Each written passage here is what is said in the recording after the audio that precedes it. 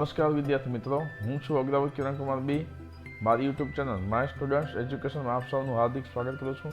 મિત્રો, આ વિડીયોમાં આપણે ધોરણ 6ના વિદ્યાર્થીઓ માટે તારીખ 21/12/2024ના રોજ જે ગુજરાતી વિષયની એકમ કસોટી લેવાની છે એના પ્રકરણ છે 11 ને 12.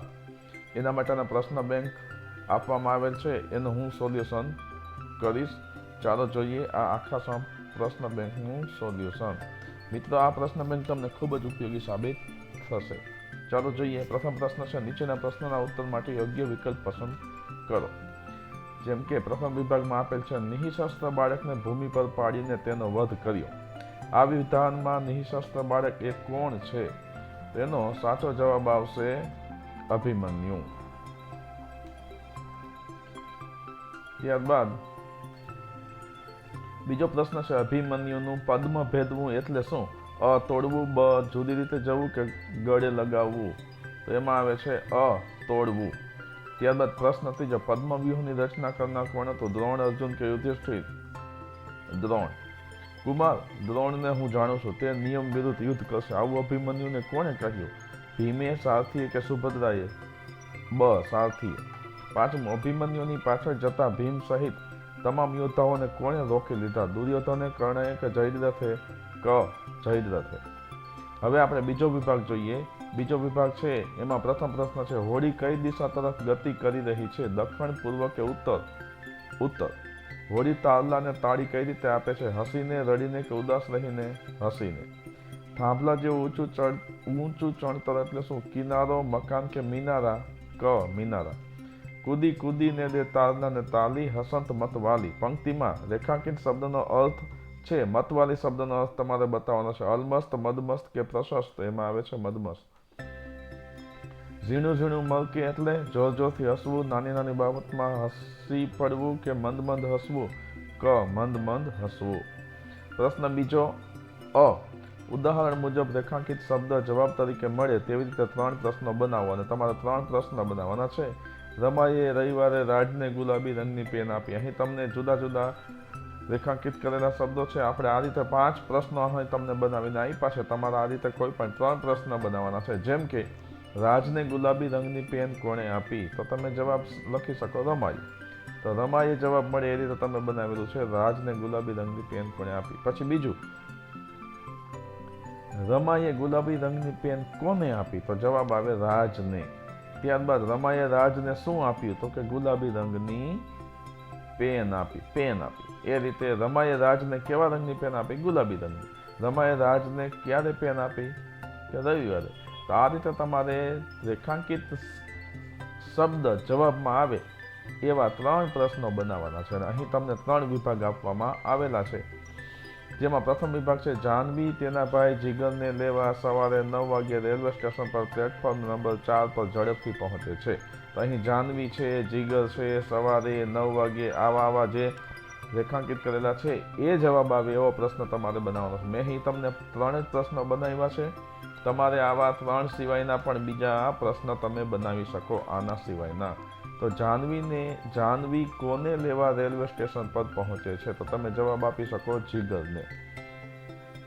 તો જીગરને એવો જવાબ આવે એના માટે તમે પ્રશ્ન બનાવ્યો, જાહ્નવી કોને લેવા રેલવે સ્ટેશન પર પહોંચે. હવે જાહ્નવી જવાબ આવે એવો પ્રશ્ન કઈ રીતે બને? તો કે જીગરને લેવા રેલવે સ્ટેશન પર કોણ પહોંચે છે? તો જવાબ આવે જાહ્નવી.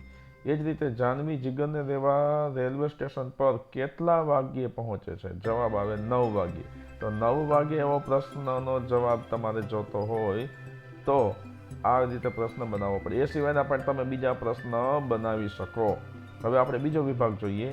સોમવારે ભારત પાકિસ્તાન દેશ વચ્ચે ક્રિકેટ મેચ છે. તો હવે તમારે સોમવારે, ભારત પાકિસ્તાન અને ક્રિકેટ એવા 3 શબ્દો છે એવો જવાબ આવે એવા પ્રશ્ન બનાવવાના છે. તો પ્રશ્નમાં આપણે પ્રથમ આ રીતે બનાવીશું કે ભારત પાકિસ્તાન દેશ વચ્ચે કયા વારે ક્રિકેટ મેચ છે.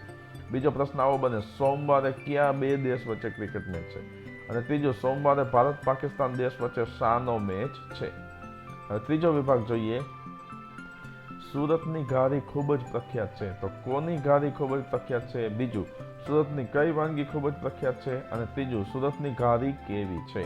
તો આવા તમે જુદા જુદા પ્રશ્નો બનાવી શકો.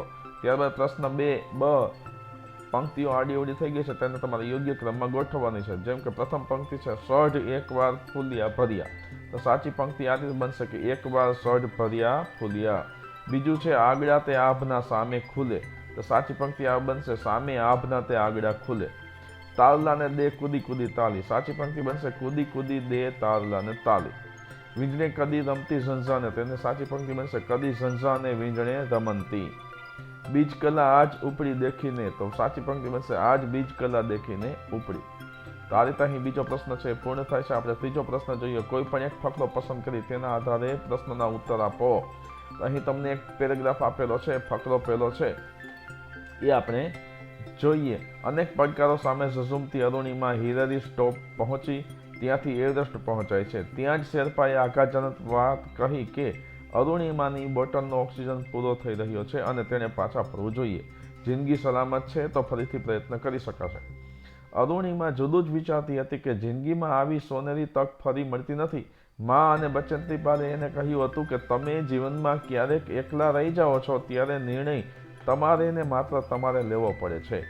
ત્યારે વિચારો કે એક એક ડગ માંડીને હું અહીંયા પહોંચી છું. એવી પડે પાછળ નજર કરી એક કદમ આગળ માંડજે, રસ્તો આપોઆપ મળી જશે. અને તેણે જીવનું જોખમ ખેડવાનો સંકલ્પ કર્યો. એક ડગલું આગળ મૂક્યું. 1.5 કલાક પછી તે એવરેસ્ટની ટોચે હતી. અશક્ય એવી મંજિલ પર હતી. તે ખૂબ ખુશ હતી. આનંદના અતિરેકમાં તે બૂમો પાડીને દુનિયાને બતાવવા માંગતી હતી કે એક વિકલાંગ, એક મધ્યમ વર્ગીય છોકરી ધારે તો શું ન કરી શકે. જીવનની કસોટીઓમાં હારીને બેસી જનારા નિષ્ફળ જનારાઓને એણે કહેવું હતું કે માણસ ખરેખર વિકલાંગ ત્યારે જ બને જ્યારે તે હાર કબૂલી લે છે, પ્રયત્ન છોડી દે છે. માનવ શરીરથી નહીં, મનથી વિકલાંગ બને છે. એના પર વિજય મેળવવાનો હોય છે. તો આ પેરેગ્રાફ ઉપરથી આપણે પ્રશ્નો પૂછેલા છે, એનો ઉત્તર આપશું. પ્રથમ પ્રશ્ન છે અરુણિમાને એવરેસ્ટ ચડતી વખતે મોટો પડકાર કયો આવ્યો હતો? તો ખાવાનું પૂરું થઈ ગયું હતું, ઓક્સિજન બોટલ ખાલી થવા લાગી, ખૂબ જ ઠંડો પવન વાવા લાગ્યો કે સાધનો કામ કરી રહ્યા ન હતા? તેનો જવાબ આવે છે ઓક્સિજન બોટલ ખાલી થવા લાગી હતી. બીજું છે કઈ સલાહે અરુણિમાને આગળ વધવા પ્રેરિત કરી? તો એનો જવાબ આવે છે જ્યારે તમે એકલા છો ત્યારે નિર્ણય તમારો જ હોય છે, એ સલાહે એને આગળ વધવાની પ્રેરણા કરી. કઈ જગ્યાએ શેરપાએ અરુણિમાને પાછા ફરી જવાનું સૂચન કર્યું? એવરેસ્ટ બેઝ કેમ્પ ઉપર, હિલેરી સ્ટોપે, એવરેસ્ટ ટોચ ઉપર કે હાઈ કેમ્પ ઉપર? જવાબ છે હિલેરી સ્ટોપ. અરુણિમાના મતે માણસ ખરેખર ક્યારે વિકલાંગ બને છે? તો જવાબ આવે છે જ્યારે તે પ્રયત્ન કરવાનું છોડે ત્યારે. અરુણિમાના મત પ્રમાણે કઈ અવસ્થાને પરાજિત કરવી જરૂરી છે? તો કે માનસિક વિકલાંગતાને.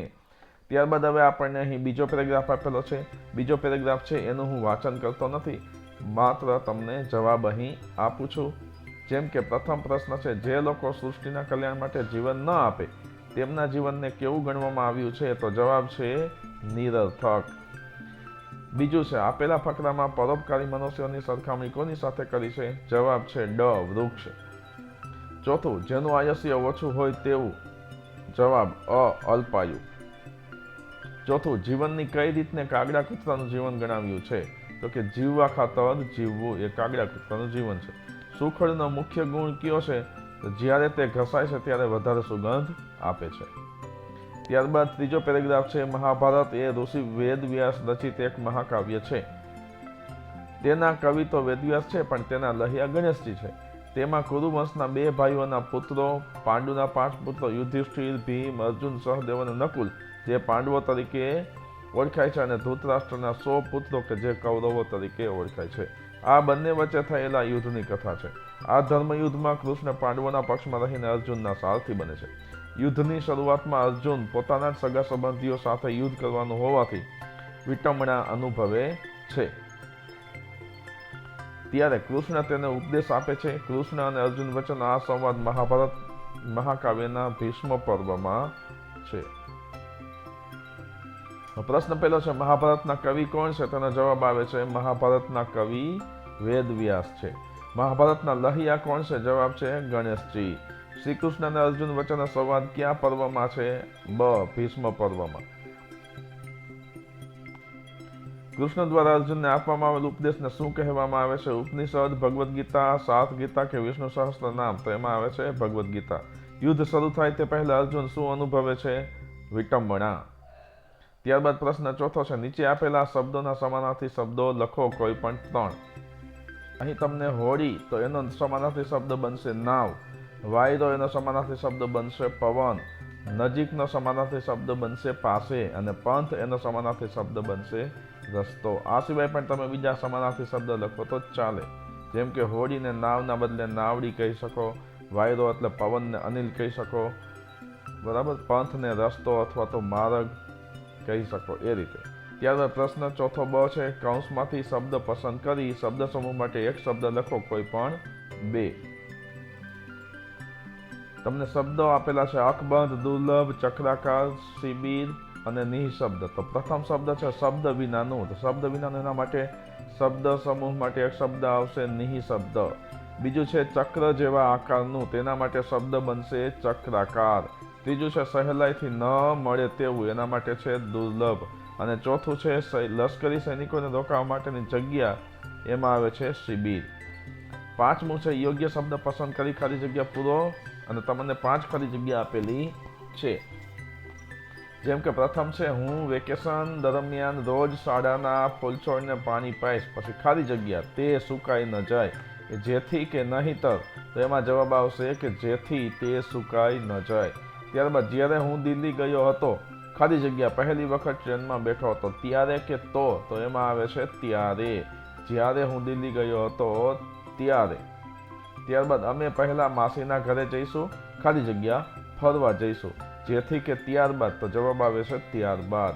અમે પહેલા માસીના ઘરે જઈશું, ત્યારબાદ ફરવા જઈશું. મેં ટીવીમાં ચંદ્રયાન 3 જોયું ન હોત, ખાલી જગ્યા હું એને વિમાનના આકારનું જ માનતો હોત, તો કે માટે, તો એમાં જવાબ આવે છે તો. મેં ટીવીમાં ચંદ્રયાન 3 જોયું ન હોત તો, પછી ત્યારબાદ આજે મારે ઉપવાસ છે, નહીંતર હું તમારી સાથે જમવા આવતો. તો મિત્રો આ રીતે આ સોલ્યુશન મેં તમને આપેલું છે. મારી યુટ્યુબ ચેનલ માય સ્ટુડન્ટ્સ એજ્યુકેશનને તમે સબસ્ક્રાઈબ કરજો અને તમારા અન્ય મિત્રોને પણ શેર કરજો. મિત્રો આવા જ અન્ય પ્રશ્નોના સોલ્યુશન, પ્રશ્ન બેંકના સોલ્યુશન તમને આ જ યુટ્યુબ ચેનલ પર જોવા મળશે. આ પ્રશ્ન બેંક છે એ તમને 21/12/2024ના પ્રશ્ન પેપર માટે ખૂબ જ ઉપયોગી સાબિત થશે એવી આશા રાખું છું. ધન્યવાદ.